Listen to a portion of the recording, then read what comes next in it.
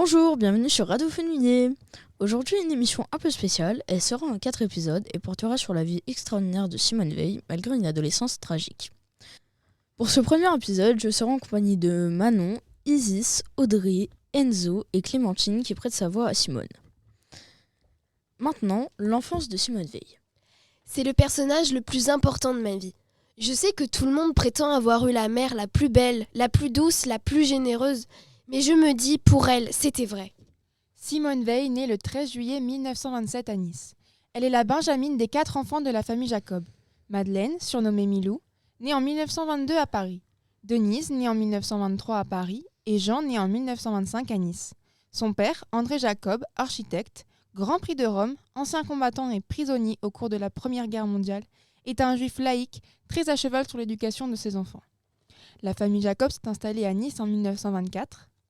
Les 3 filles Jacob intègrent les scouts en s'inscrivant à la Fédération française des éclaireuses, qui regroupe les éclaireuses israélites, unionistes et neutres. Plus tard, Simone Veil dira que cet apprentissage du scoutisme l'a sauvée de la mort dans les camps. Une petite interview auprès des élèves. Savez-vous qui était Simone Veil ? Je suis Paulina du club Radio Fenouillet. Est-ce que tu veux bien répondre à une question ? Oui. Sais-tu qui était Simone Veil ? Franchement et honnêtement, j'en ai vraiment aucune idée. Merci. Bonjour, je m'appelle Audrey du club Fenouillet. Sais-tu qui est Simone Veil ? J'en sais rien en fait. Je suis Paulina du club Radio Fenouillet. Vous avez accepté de répondre à une question. Savez-vous qui est Simone Veil ? Oui, je sais qui est Simone Veil. C'est une grande femme de l'époque qui a marqué le monde dans l'histoire de la littérature. Merci. Je m'appelle Audrey du club Fenouillet. Vous saviez c'est qui Simone Veil ?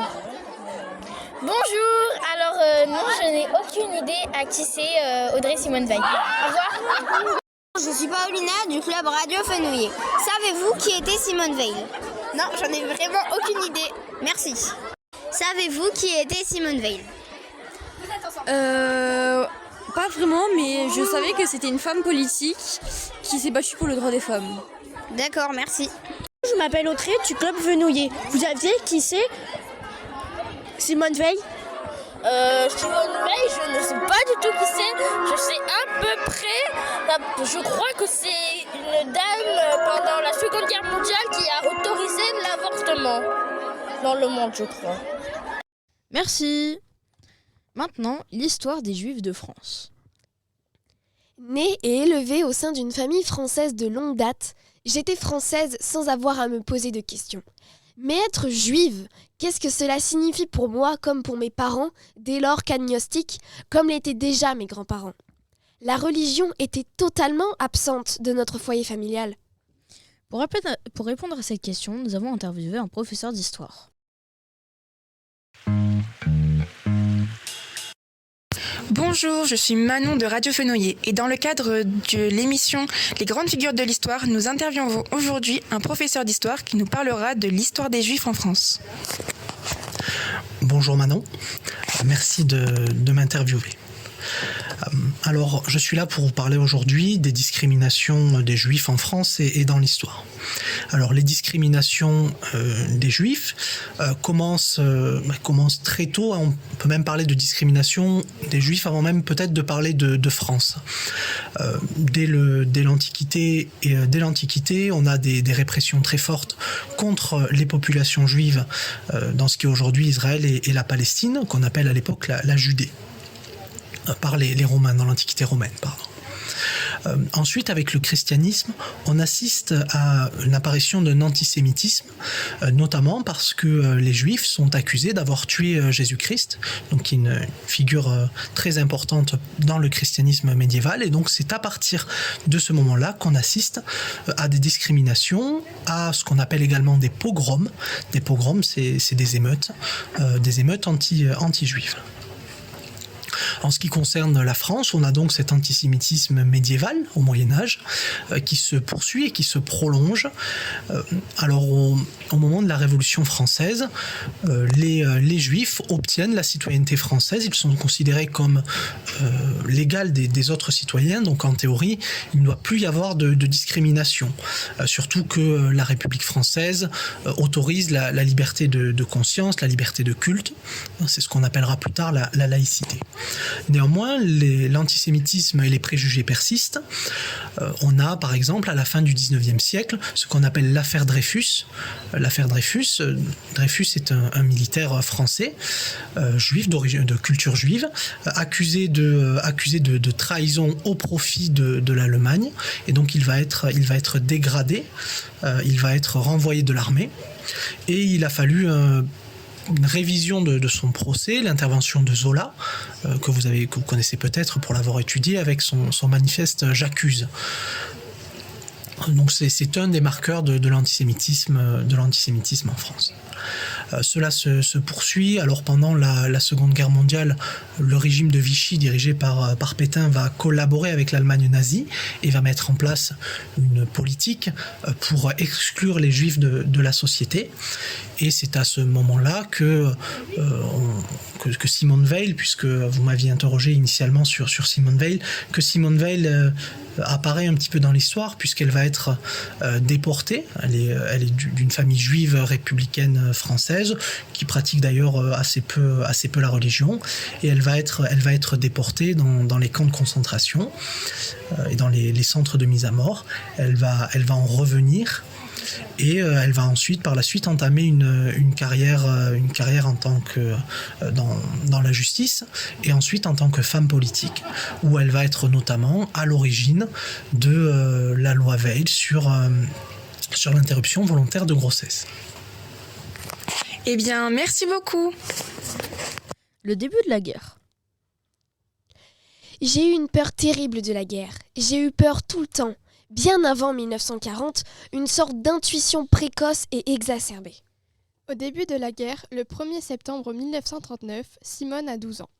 La vie suit son cours à Nice, loin des combats de la drôle de guerre. Les troupes de la Wehrmacht entrent dans Paris le 14 juin 1940.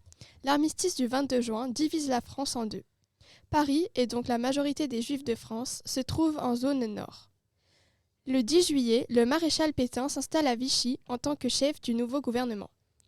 En août 1940 est instauré un régime draconien de laissez-passer pour franchir la ligne de démarcation qui divise la France entre la zone occupée et la zone dite libre. Les Juifs, jugés indésirables, ne sont pas autorisés à la franchir. Dès septembre 1940, lois françaises et ordonnances allemandes définissent qui sont les Juifs, les identifient et les excluent ensuite de la vie économique. Le premier statut des Juifs, 3 et 4 octobre 1940, les exclut de la fonction publique. Le deuxième statut des Juifs, publié le 2 juin 1941, allonge la liste des professions interdites et durcit l'accès aux Juifs aux professions libérales, commerciales, industrielles ou artisanales. Il est désormais interdit à André Jacob de travailler. Ce deuxième statut oblige également les Juifs résidant dans la zone dite libre à se faire recenser. Respectueux des lois de son pays, André Jacob obéit. Il se rend au commissariat de son quartier, y remplit sa fiche avec nom et adresse, celle de son épouse et de ses 4 enfants. Chez les Jacob, on se rassure. Que peut-il donc leur arriver, eux qui, comme de nombreux Juifs français, ont versé leur sang pour leur pays ? Du haut de ses 14 ans, Simone s'oppose à l'assurance paternelle, une inquiétude sourde la ronge. La famille de Simone sous l'occupation italienne. Je pressentais que nous ne passerions pas à travers les mailles du filet. Plusieurs milliers de Juifs avaient trouvé un refuge à Nice et ses environs, car la région était située en zone libre. Les Italiens semblaient protéger les Juifs de leur zone et refusent que Vichy les livre aux Allemands. Toutefois, face à cet afflux des réfugiés, le préfet décide d'assigner à résidence une partie des Juifs à l'arrière-pays niçois.